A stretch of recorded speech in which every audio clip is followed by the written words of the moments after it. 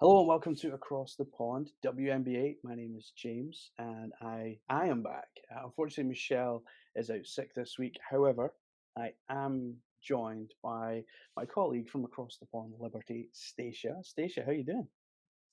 I am doing pretty well. I'm excited for the next week for the Liberty, and then excited for like a week and a half later when the Liberty beat the Aces. So gotta gotta already just throw that out there for you since you're on the Aces podcast as well.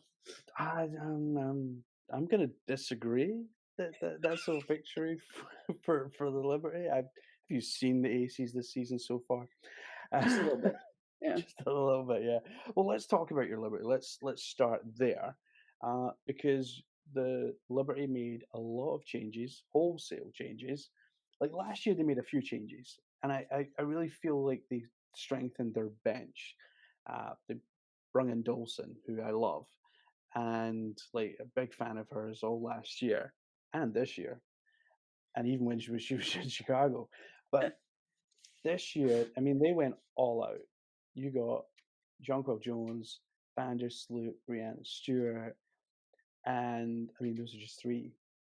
Now you did lose a lot of pieces that I like Becky Allen, um, and stuff. So what is it this season that's slowing the Liberty down? Because everyone kind of thought, oh, this is going to be a super team, and they're just going to romp the Eastern Conference, but they've not had it all their own way. I think it's person I've talked about this a lot. It's pace and I think a little bit more of a commitment to defensive rebounding because they're pretty set. They like their 3-point shots. So I think they need to commit a little bit harder on the defensive end to make sure they get the rebounds and then go. Um, they're scoring a lot, which is great. We knew they would. A little bit more balance with John Quell starting to get out of that injury. She's starting to feel better on the foot and getting more minutes. But Sabrina getting hurt kind of, slowed him down a little bit because you have someone that can get up and make some threes right after she had her, as Kirsten always says, like her 8 3-point game that she called she was going to come back hard on. Uh, so it's just getting a little bit more chemistry, a little more commitment defensively, and then pushing the ball a little bit harder is what I want to see. But they, I think they're aware of this that it's going to be a progression this year. They've talked about that numerous times, so just getting the feel for each other in this league, because a bunch of them, Sloot, Jonquel, and Stewie have played at different times with each other over across the pond. Got to just say that in Europe and in Russia. So I think that once they do that, it's gonna go a little bit faster, and they're gonna really pick up the pace and climb in pace in the W. I mean, your aces are killing it on pace. I mean, even though they're not number one, the wings are. But that's what's going to be a difference, and a little bit more consistency in the 3-point line because when they've lost games, it's they're not shooting well, and that is just more reps and taking a little bit smarter shots too. Because sometimes they'll take the first open three, and I was like, you could wait a little bit. That's what I'm like the opposite. I'm like, wait a little bit.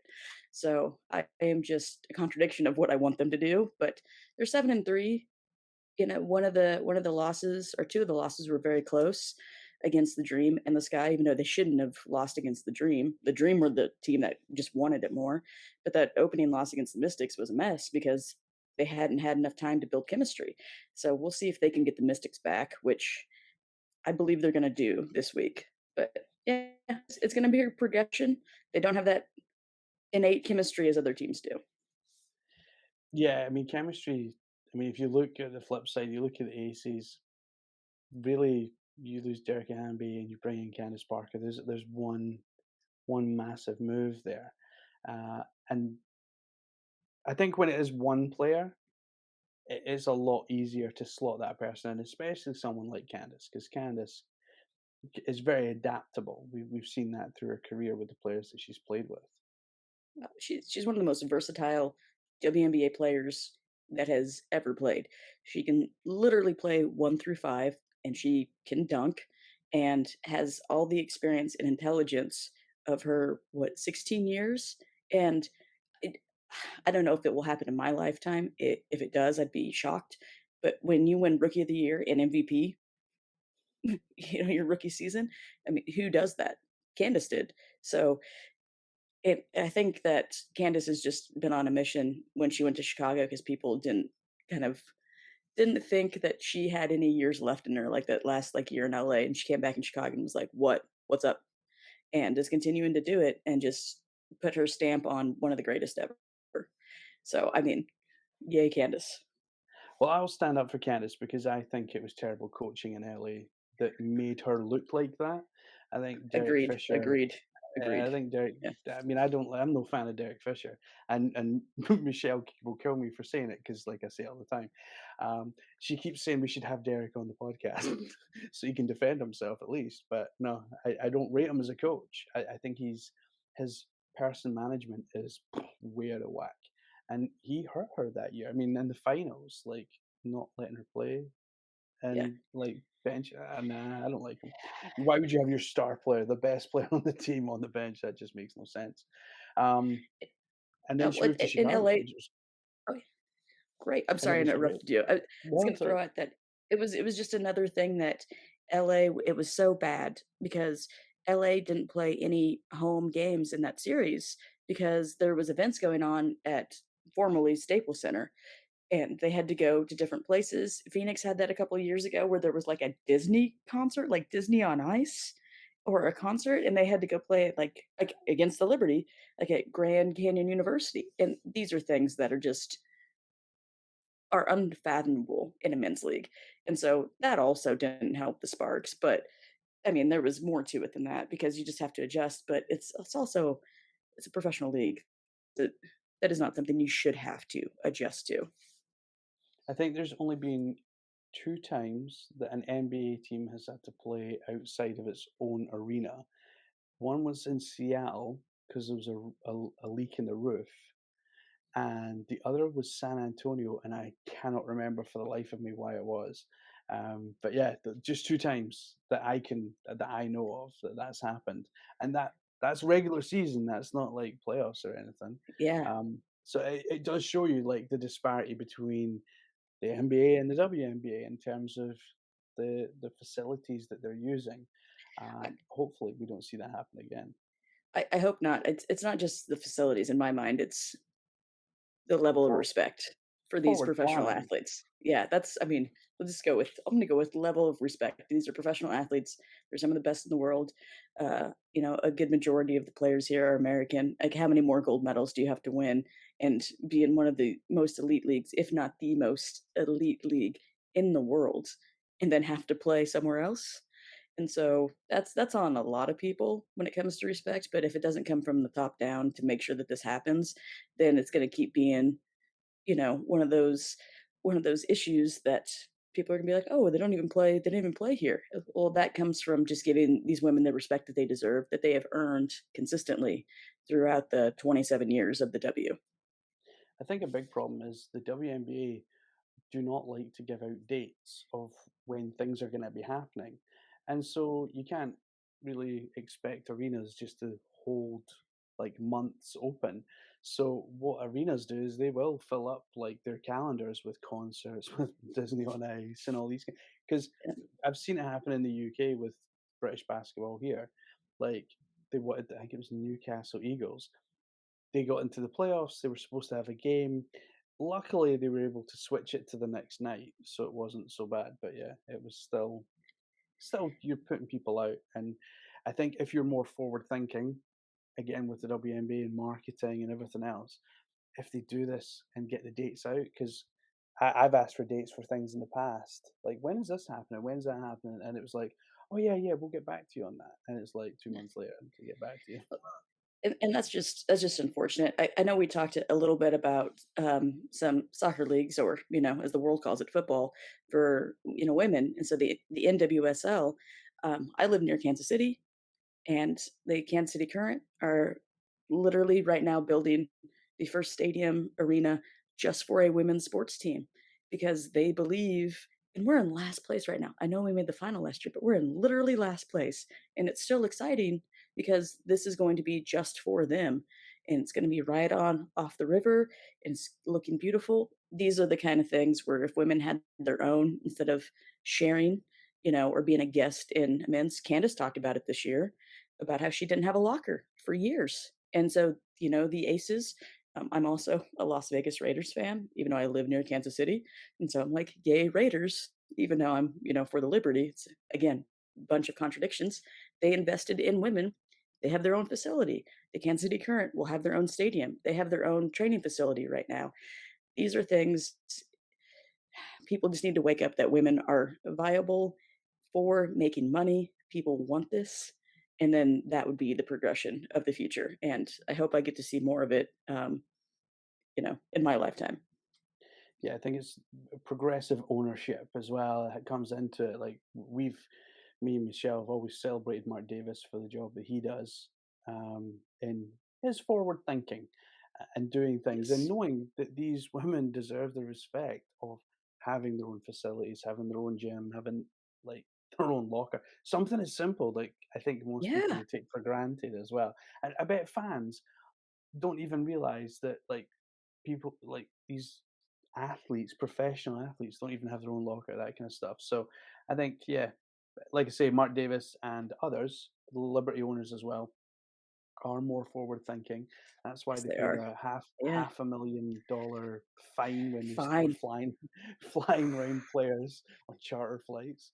Now let's move on to happier times. So Happy times. Yeah. when I say happy times, so the Dallas Wings were playing the Dream in Dallas, and like what can only be described as just and I'm not going to get into refereeing this season just now. It hasn't been great, I have to say, and this is a great example of that. 10 technicals given out in this game, and I think Arike had just by the end of the game, I think this was like 3 minutes left. I think she just had enough, and Oh, she yeah. she mouthed off, said something. The ref gave her another technical, so she'd already had one. So she was getting sent to the locker room, and I have never ever seen someone leave the floor so happily and like so joyfully, and like she really got that crowd going. Uh, Sue and Diana have said that they see Enrique as a big guard in the future, and I feel like even just that was a microcosm of Enrique being herself, because we need players to be genuinely themselves, so then they can, people can feel they get to know them. I know when female athletes, especially, I feel like I've gotten to know them more because they're a little more accessible, because they can't hide behind millions of dollars the way that men can. Again, changing, getting more money. But that was just her, just making sure that the crowd was still there and having fun and enjoying playing. But I said to you before we started recording, I wish she would have taken a selfie with the fan that got the autograph on the way out, just like a little quick one, just be like, peace, like in the picture. But that is someone that knows what is necessary for her team still, even in that moment, just to like, hey, we're gonna get everybody going and kind of like turn a stressful and frustrating night on its head to just be like, all right, we're gonna be happy again. I mean, especially because Coach Trammell was just upset again, understandably so. But yeah, way to turn it's gonna be very corny right now. Way to turn that frown upside down on that call. And it was hilarious. Yeah. Yeah, I think Oh, that there's been lots of comments made about refereeing this year right across, not just Dallas, but Phoenix. I'm sure there's Liberty I've heard. So yeah, hopefully we can get the refereeing sorted out so we don't have this kind of 10 technicals in one game. I mean, that's obscene. But it was funny, and like her response to it was absolutely superb. oh, and Jewel Lloyd got a technical last night. Okay. Against the Fever, which was just I don't know if I've ever seen Jewel kinda lose it. I mean, and I was just like, "Jewel? Jewel got a technical?" Man, she the way that she said stuff was frustrating, but also that was not in a good time for the Storm because they kind of lost it there. But when Jewel gets mad enough to get a technical, then something's happening. You have those players that are your barometers that have that level head and don't show emotion, and so when this happens, it's like we gotta evaluate a little bit harder. Yeah, I mean, I never got a technical as a player. Not once did I get a technical, which is kind of weird because like I mouthed off quite a lot. As Mm, a coach, however, I think it was my first couple of minutes into my first coaching game, I got a technical, and I got told it was because I'm not a player anymore, and I can't get away with saying stuff like that. So I was like, "Oh, thanks for that." Oh, yeah. Then I never got ejected. I've never been ejected, thankfully. But yeah, I usually took it to the line of I get a technical, and then I kind of I kind of pull it back a little bit. But no. Yeah, I'm with you there. I got 1 technical for probably the least mouthy I ever was. My mom is still shocked about it as a player. I've gotten 2 as a coach, which one of them I deserved. The other one I'm kinda shaky on, but oh well. I got one at least a game when I was coaching. Like every Oh, yeah. game, I would, yeah, I used to rile up the refs, and yeah, there was one time I shouted at refs and they didn't give me a technical because I think they were too scared to. Just saying, they were just too intimidated. Don't know why. I'm a really nice guy. So we leave the fun of Arike and just like jumping or hopping off the court. I don't know what that was, but it was amazing Yeah. and such a good way to publicize. Like she did it in such a positive way to publicize like how many technicals are going to be getting handed out here. But we move on to the Phoenix Mercury, and the Phoenix Mercury before the season started. I said to Michelle, like, they're my dark horse for the finals. Like, if there's going to be a team that upsets the Aces or the Liberty, I think the Mercury could be it. Now, they've had some injury issues. BG's out.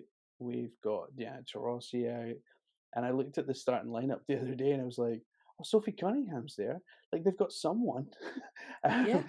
Skylar Diggins Smith is obviously on maternity leave just now. So their roster is forever changing. Like they are just like on a rotation of players, and it's really kind of messed them up this year. I think the person one of the people I feel the worst for is Vanessa Nygaard. You come into a situation where you're going to be a coach of a team, and Sandy left, and they're just in the finals, so Sandy can go to Liberty. Her and her husband be together. That's great for them, all the opportunity.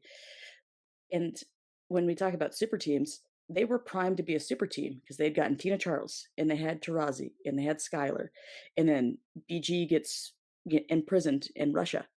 But, like, when they signed Tina from coming from Washington, I was like, "Oh, they're gonna win it because they were in the finals last year." I was like, "Oh, here's another piece." Tina, can Tina and BG could have switched and did a lot of high-low, and then you had 2 shooting guards, and Sophie was there and starting to, like, get on the upswing, as another guard to shoot. Um, and I believe Kia was still there, and so, like, they were just ready. So, I know we've been talking about super teams or given that you know, phrasing of these teams this year, but literally Phoenix looked like they were the super team last year. And so to have all this turnover, and since the Liberty played the Mercury, we talked about it on Across the Pond Liberty about how it has just been up and down for them, and yet they still made the playoffs last year. So this year it's going to be rough. I don't see them making the playoffs. I have 3 teams that I don't think are gonna make the playoffs based on the first, 10 to 12 games of the season, and then the last one, but you never know. It's literally only a quarter done, only the first quarter done, as I've said before. Um, it's gonna be interesting, but it is rough. But, I mean, Sophie, this is gonna make her a way better player, and she is just one of those people that can go off. I mean, she had 27 points against the Liberty and brought them back to, under 10 points in that 4th quarter when the Liberty had it in control, and then all of a sudden they didn't. And then, hey, here's Sophie just come in. So her getting all this playing time with all the injuries, I think is gonna make her such a dangerous player in the next few years because she's done a lot of growth with how you've had to deal with everything off the court, not just on the court. And you have, some of the greatest players in BG and Tarazi there. But I just don't know how Nygaard's keeping everything together with the uncertainty of Phoenix. I mean, like I said, they made the playoffs last year. I Who knows what's gonna happen, but I would like to see a very, like, uneventful Phoenix year the rest of this year, next year, and see some progression because, oh, it's rough. It's rough. That's about all you can say. Yeah, I mean they've had it rough off the court as well. Obviously, a few weeks Yeah. back we had the incident in Dallas. Oh gosh. which was just obscene and like totally uncalled for. And you just got to, unfortunately, you have to deal with these types of situations, or they have to deal with these types of situations, and it's just poor, like on so many levels. But thankfully, like so far, we've not seen a repeat, and hopefully we don't. Like you say, hopefully we don't see a repeat of that kind of behavior again. Um, because I think it's totally unnecessary to do that kind of thing.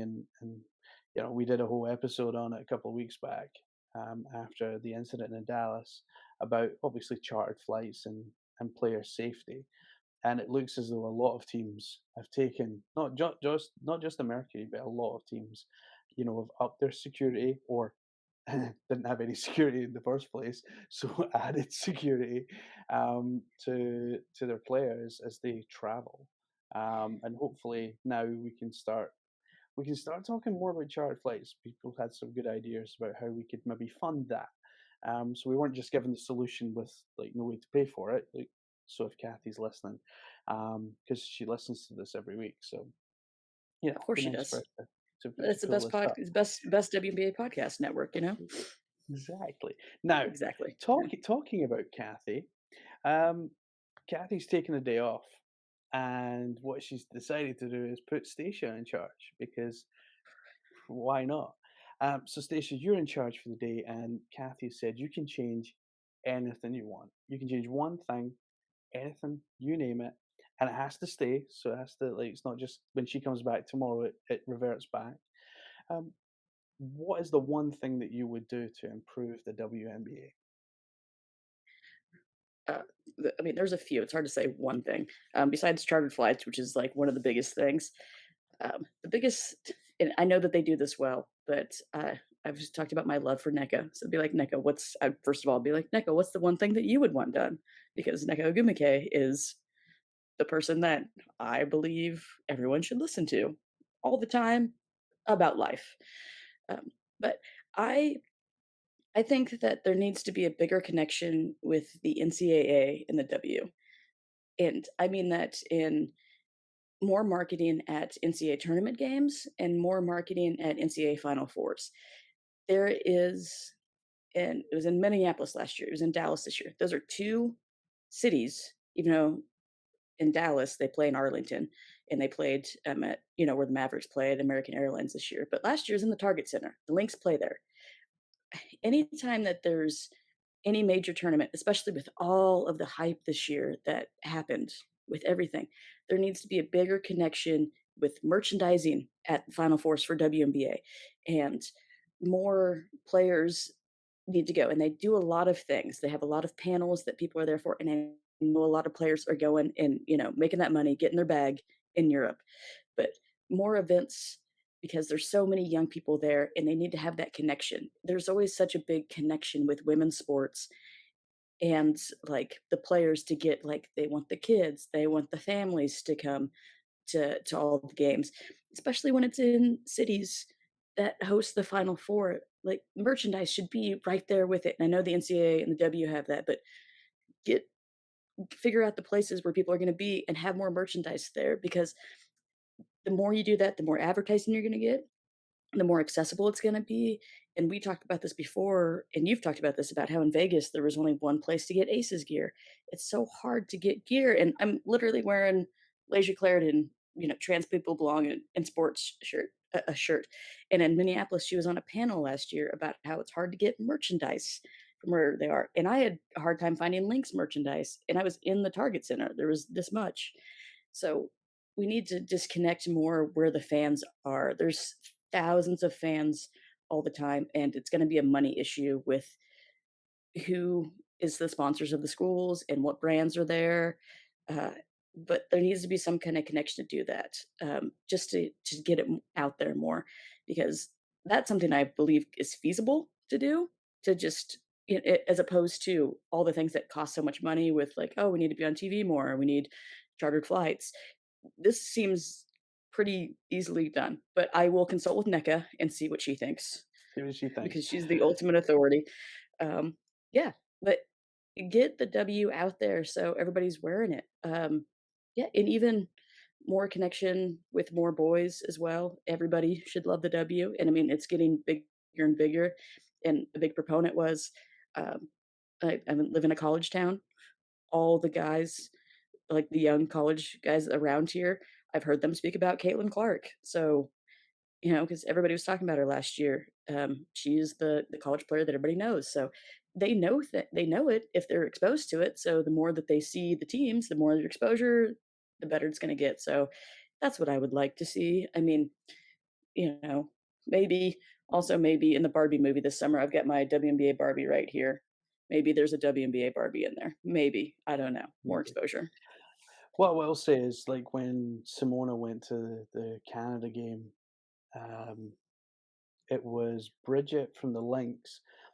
That's exactly what she said. Like, her family live in Canada. There is not one place that they can purchase WNBA merchandise. And so when she flies home, they're all her family are like, "Oh, can you bring us some gear, please?" So Yeah, like even players and their families find it hard to get gear. It's yeah, it is a weird one because I think, and I have always, and I don't want to bash the WNBA at all, but one thing that they fail on massively is marketing right across the board, whether it be merchandise, advertising, whatever it is. They really do not do a great job, and I want them to do better. Like I yeah, really do. Like their social media presence is okay, but like there's so much more that they can be doing. Now, I would love for them to have merchandise everywhere so we can all buy it. That would be cool. Because when I was in the States, I thought I could go into Dick's Sporting Goods and like just go pick up a jersey. But in actual fact, unless I wanted to go fishing, I really couldn't pick anything up. yeah. It was so weird. I've been in Dick's a few times, but this one Dick's Sporting Goods I went to, like, it had all this random stuff that was not relating to sports whatsoever. They did have a nice LeBron hoodie that I got though, so that was fine. But in terms of marketing across the board, yeah, I agree with you. I think like merchandise at college, at the college level, because like we have younger audience members who listen to this podcast that we know of, and it'd be interesting to see what they say. Like when they go to college games, they're in high school just now maybe, but when they go to college games or when they're prepping to go to college games, like who are the players that they're looking up to? Like when I was growing up, I looked up to John Stockton because he kind of was a scrawny little white guy like me. And like, so I had someone where the WNBA need to like really grasp something is they really need to put these players out there to the younger fans so they have that experience. That person looks like me. That's going to be my idol. That's the person I'm going to follow. It is really that simple. So hopefully Oh, we yeah. can see that move along. Well, and because, a lot of people talked about Caitlin Clark, and they didn't win, so let's pivot on the college with Angel Reese. She's a million made millions of dollars, $1,000,000, and she's got a social media presence. So look more toward Gen Z. They know way more than I do. I'm not that far off from their generation. I've got some Gen Z friends and talk to them and see what they think on the marketing aspect, especially for someone like Angel who is just killing it with the Bayou Barbie. Yeah. I I would just see her pop up when she was at Maryland, just being hilarious. One clip was someone made a cut and it went out of bounds, and she was saying to the other team, "You can't cut like that." And it was not like a taunting thing. It was like, "Ooh, that was like a good cut. Like you can't cut like that." And that clip for some reason stayed in my head. And so when she was in the transfer portal, it's like I want her to go. I want her to go somewhere. I was like, maybe she can come to University of Kansas. I knew it wasn't going to happen, but I'm like, come over here. But I mean, I had a feeling she was going to go to LSU, and of course, and worked out. But those are the kind of things that I wanna see more because the college players are the ones that are more popular, and one reason, and this is going back to something Sue Bird said a long time ago, was they play during basketball season, so you're inside more. That is also a thing, but that is a way in the future conversation, but more advertising during big women's basketball games for the W in the future during the college women's games. I was at a University of Kansas game watching Indiana and Iowa on my phone when Caitlin Clark hit like the game-winning three to beat Indiana, and it's like, were there ads for the W on that? And it's a different time, but get the hype building early and get more merch out. It's all about getting the product out there, and it's an excellent product. I mean, you don't have a 27-year career having a horrible product. It is a wonderful product. So let's do that. Indeed. Now, one team that you wanted to talk about was the Indiana Fever. Uh, Yes. a lot of people had maybe written the story before the season started. I might be guilty of this as well, where I kind of thought they'd kind of be round about the bottom of the league. But in actual fact, like they're doing so well, and even the games that they're losing, like they're not necessarily getting blown out. Like we're looking at small margins.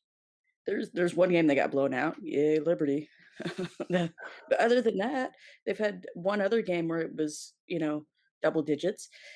They are fighters. Lynn Dunn, just run into random people when I'm on the street and I will talk to them. Lynn Dunn, became the general manager, I believe. And when she was in Minnesota, they had 4 top 10 picks. I'm like, who are you picking, Lynn? She's like, who should we pick? And I was like, you should pick this person. You should pick this person. She picked 2 of them, and she picked 2 of, or I told her 3 picks. 2 of the 3 she picked all of them, and 2 of them are still there. I'm not gonna, I mean, you could figure it out, but they got players that are tough-minded, defensive, like they said, and rebound the ball. They're second in the league in rebounding behind the wings, and that is just young grit that is doing that for them, and they are very physical. They played Seattle last night when Joel got that technical, and Seattle went on just an 0 for streak, like 0 for 20, like about in between 10 and 11 minutes into the 3rd quarter, into the 4th, where they couldn't, you know, drop a golf ball in the ocean from a boat kind of thing. And the Fever were just at 'em and just Michelle said this about Connecticut. They're kind of becoming the bullies because they're big and physical, and I like it because if you're not going to win games and they're close, if they're not going to win them, they're sure going to make you feel it the next day because they're doing that. But they've also won close games, so you would think that the experience from other teams that are so young would win at the end. And the only time that they kind of like that I saw them kind of lose it was against the Aces, and I was just begging for them to finish that off, but the Aces just, did. But they were in there with the Aces. I was like, when I watched that game, I was like, oh, they could be the playoffs this year. And I think they've got a good shot if they stay on this trajectory. And I have loved Melissa Smith this year. She was hurt a little bit last year, number 2 pick from Baylor when she was a freshman. She helped the Baylor team in 2019 win that national championship game, coming in and hitting some shots. And her and Boston are going to be a formidable task for people. Kelsey Mitchell can shoot lights out. Erica Wheeler's an all-star, former all-star MVP. It's just, it's, yeah, they and the Coach Sides. I mean, it's just they did not buy into what everybody else bought into beginning of the year. They have set their own mind and culture, and it is so fun to see, especially because of how good Tamika Catchings had made Indiana for years. And the drop off, they got the draft picks. They're on the come up. It's going to be great.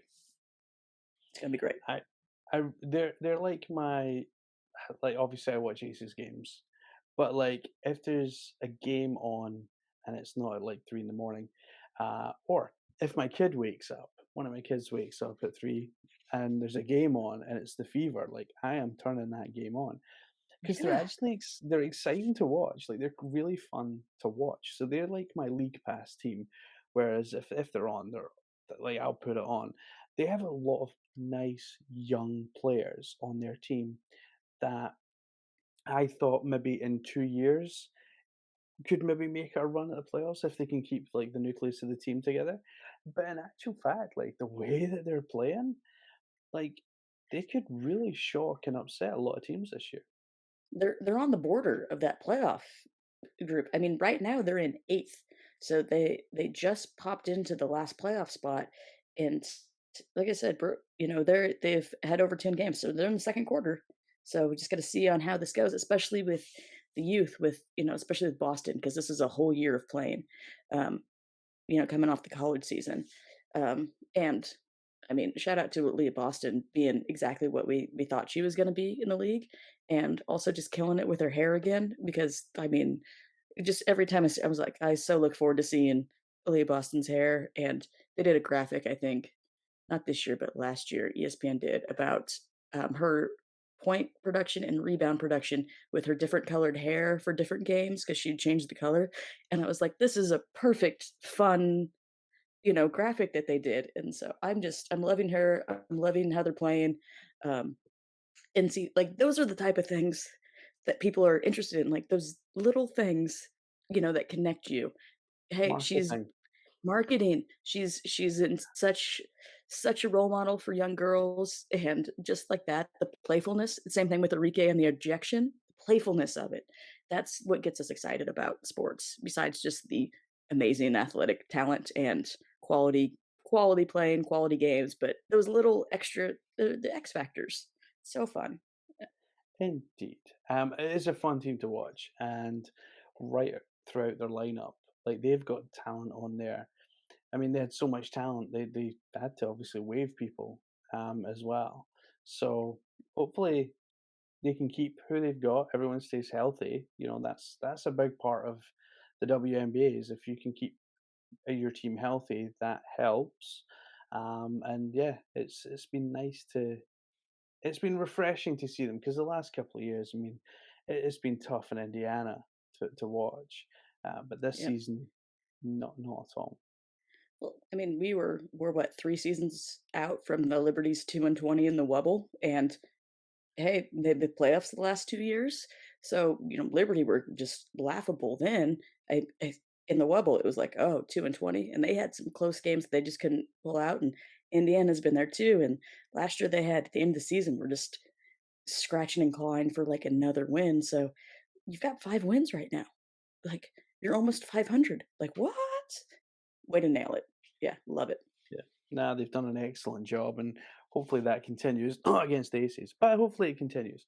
Now, moving on to All Star. All Star selections have been shut down now for this year, but I thought it'd be fun to find out who your All Stars would be if you were picking. So we'll go with the format that they went with when you could pick them. So we've got four guards, six front court players.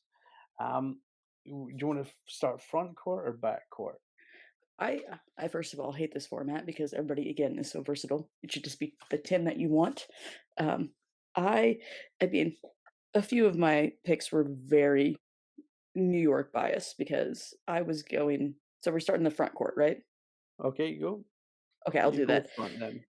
Um, and this is very against you and your Aces podcast. I didn't really Nice. pick Asia because I knew she was going to get a million votes. But if I'm going from a purely statistical, my 10 picks, it's, I'm going to cross them off here. It's Asia, Stewie, NECA. I did BG because you that is a sentimental. When she's playing, she's putting up points. So I'm not gonna not vote for BG. I do not care if she had 2 points a game and 2 rebounds. She's on the court. She's getting my vote. So Asia, BG, NECA, Stewie, um, and believe is Satu considered a forward on this one? Yes, correct. We'll go with it. We'll go with it. Then yeah, then Satu. And, as much as I've loved what Melissa Smith is doing, I'm giving it to Leah Boston. So those are my 6: Asia Wilson, Brianna Stewart, Brittany Griner, Neko Gumake, Satu Sabali, and Aaliyah Boston. So S- those are my yeah. I like the Satu one. I'll be honest. I've been watching her this season. Dallas are another team that, a young team that are really nice and like really easy to watch because they're so Yes. energetic. Aaliyah Boston as well. It's a good pick. And I think I'd be the same with BG. Like I think there's a vote in there for her because everything that she's went through is kind of a respect thing. Right. What about your guards? You have four guards to choose from. Let me I guess. Sabrina. I'm gonna say this is like you can put Sloot or Sabrina in there because Sloot leads the league in assist and Sabrina's scoring more and is second on the team and everything. So that is a flip flop on them. If I'm being, yeah, because you can vote multiple times and I did. Jackie Young, there's your ace. Yeah, your Yay. ace. Arike. Jewel is leading the league in scoring, so it's gonna be Jewel. And I've been a Storm fan since Lauren Jackson was drafted. I loved Lauren Jackson. So Jackie Young, Arike, good old Arike Gumbalawi. I'm gonna call her the ejection queen. I mean, or Ah, the ejection celebrator. She's not a queen on that one, but yeah, the the party doesn't stop when you're ejected. That's Arike. Arike Gumbalawi, Jewel Lloyd, and then and then it would be Sloot or Sabrina, and then other times I picked Dewana because if you put up 41 mm, points this year in a game, I'm throwing Dewana in there because I think Connecticut just gets overlooked and they're so good. And then other times I would throw in Elena Deladon, just because of how well she's done, just being fully healthy, and I just love her. And then Alyssa Thomas would always get into a vote like every other vote because of how she is statistically through all of the stats. She's always in top 10 in like everything. And it's just amazing how consistent she's been. And she's, had an Achilles injury and come back from that. And I mean, Dewana hasn't really dropped her plane, and I know it was years ago, but I mean, the woman had twins, so she's always amazing. People talk about people coming back from pregnancy. I was like, she came back the next year after having twins. I mean, I know it wasn't like 3 months later, like De'Eric has done or Nafisa did last year, but oh my gosh. So it's Jackie, Arike, Jewel, and then Sloot and Sabrina because I'm biased toward the Liberty. I talk about them all the time, flip flop, and then Dewana I'd get in there um, for Jewel just because the team's better. So do you vote for who's doing the best individually, or do you vote who's doing well for the teams that are up there? And I had some other ones that had done well, but they're more team oriented. But those are about my picks. I'd rather ah, just pick 20. I was like, if it was 20, I could just make it easily, but picking 10 is just interesting. yeah, it's tough to do because we talk about this all the time. There's so much talent in the WNBA. Like it is really like I mean, I think you were on to about 15 players there you named. So it's Yeah. so difficult though to like narrow that down. I've I've got a couple more that I've been paying attention to. I mean, and uh, I don't know. I there's it just depends, and it's also so hard for All Star. Like All Star voting's done, and there's only 12 games. Like seriously, like that. Those are things that I wish we could do. Like, hey, first 10 games All Star, and then all WNBA team I know at the end of the year, like who was on this team, but you could have a whole complete season and maybe not be an all-star because it's just been steady in the first ones and then you pick up and so that's another thing and I know that it goes for like a lot of leagues because the all-star is so fun in the middle of the season but yeah that's where I'm at right now at the end of the season I'll have a set 10 and I will do my best to be unbiased towards the 2023 WNBA champions New York Liberty so I'll try to do my best to not do that. So is that your Yeah. prediction for the year that the Liberty are gonna win the title? No. No. I I'm sticking with what I said in the beginning in our first episode, Liberty. I think it's Liberty Aces, and I think it's the Aces in 5 in the final, maybe in 4, but the thing that makes me lean against the Aces winning is a team hasn't won a back-to-back title since the Sparks did it in 0102. So, yeah. So that's another thing. That's why this league is so crazy. It's crazy how It's good it is. unpredictable, Yeah. It's like, unlike the NBA. yeah, it's oh gosh. Oh, way to go, Denver. Congrats to Denver. Yeah, One of my friends is from Denver, and so he went nuts about it. So shout out to Tyler and getting a Denver basketball title. So yeah. yeah. I have some friends from Denver as well. Not all of them still live in Denver right now, but yeah, they were over the moon to see their hometown team lift the NBA title. But It's on, on that note, thank you so much for coming on and subbing in for Michelle. It's been fun to have you, even if you have libertied it up during the episode. Um, Um, I have to just give you a little bit of trouble with that, you know? You can be critical of the liberty, but I'll believe in them. Yeah. and there's nothing wrong with that. We will be back next week, so do join us next week as well. But for myself and Stacia, have a great weekend Have a and great weekend. enjoy Trans some people WNBA basketball. trans people belong in sports. Thank you, Leisure Clarendon. I love you.